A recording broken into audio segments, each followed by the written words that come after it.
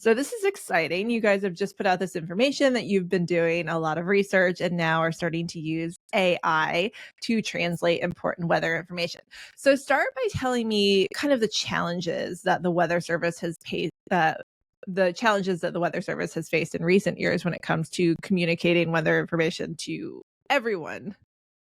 Well, with everyone, we have outreach that we do. Every office will do. We have a national picture for outreach, and we understand that not everyone understands our weather service terminology of the differences between watch, warning, and advisory, and we're making steps towards simplifying that and clarifying it so everyone can understand. Even in English, we know that if you don't live and breathe the weather service terminology every day, it is confusing or can seem confusing.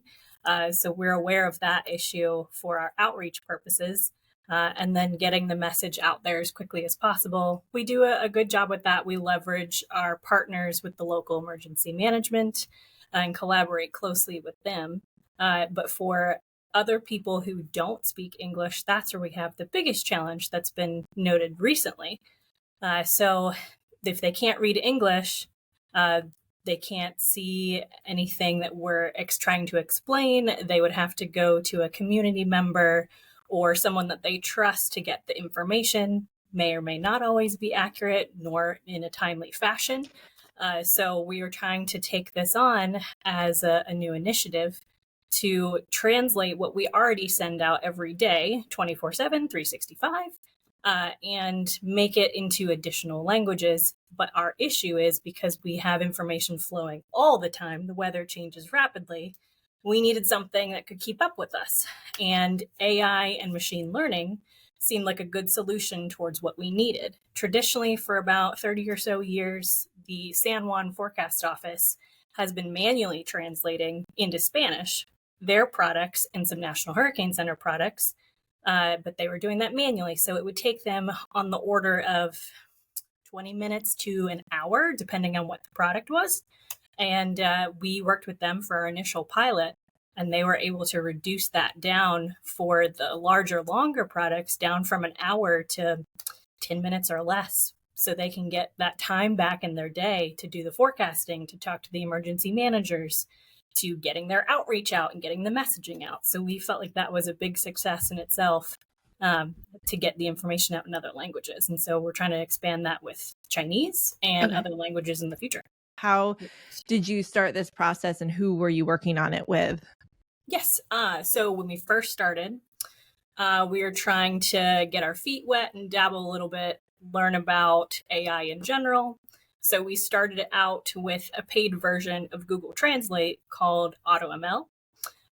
We worked with that for a couple of months throughout a hurricane season. It was showing some promise, but it was a bit hard to work with. Day in, day out, especially to do the initial training of the model. You had to do more of a batch training. There's no human in the loop aspect when we were working on it. I believe they've updated some of the way that works recently to make that as an improvement. But we were like, okay, this is better, but it's not sustainable on the technical behind the scenes aspect. So let's look and see if we can find something that is a little more sustainable. So that was late 2020, early 2021. We sent out a request for information, and we got a lot of feedback from that.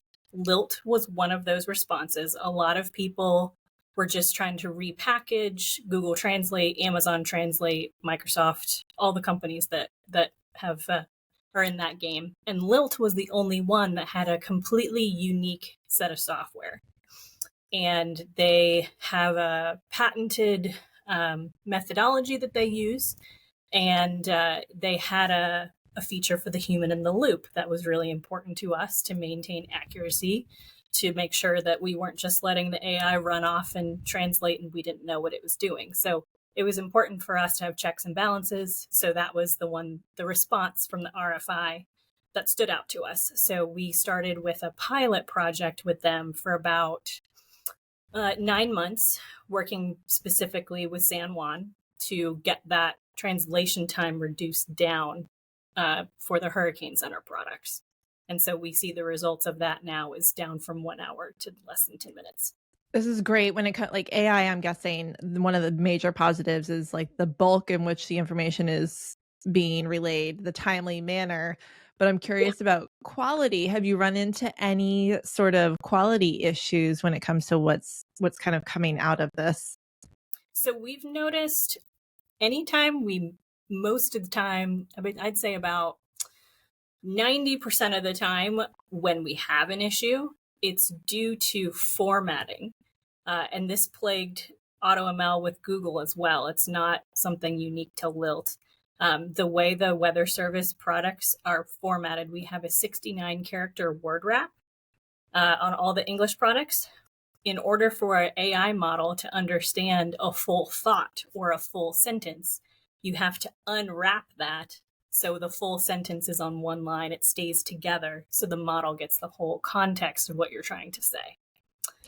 So when we get where a sentence breaks into two lines or gets broken in the middle, then the model gets confused, and then that's where we see some unusual behavior.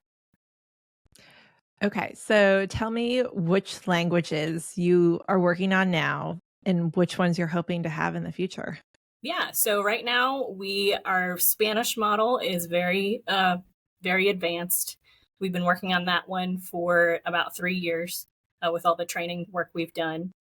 We also have Chinese, simplified Chinese, specifically for now focused on the New York Weather Service Office and its products.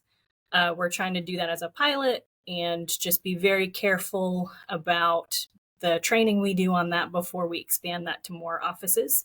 We know there's another big need for Chinese. It's the second largest language behind English and Spanish.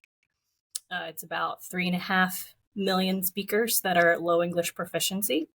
So after Chinese, we also have another weather service office in Pago Pago, American Samoa. They are the only other office in the Weather Service that primarily translates all their products into Samoan. They have the same issue as San Juan. It takes them a long time to do that. Not every forecaster is proficient in Samoan. So we want to get those forecasters back their time as well. So we're going to do Samoan to help them. And then we also are just starting to source a linguist for Vietnamese. Vietnamese, when you look at the census data, it's almost at 50% they understand English or they don't understand English.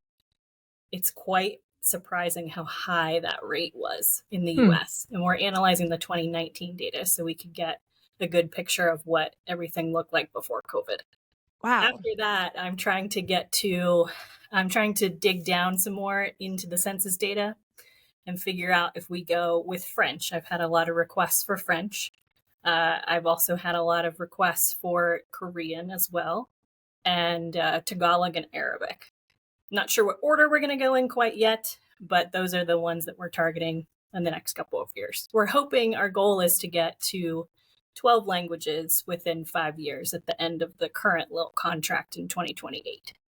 I know that with Spanish, like the word advisory was an issue because it meant Yes. something different than watch. It meant something different in English. So it's great to translate this, but then I'm curious as far as outreach, are there efforts with NOAA to educate communities on what these communications actually mean?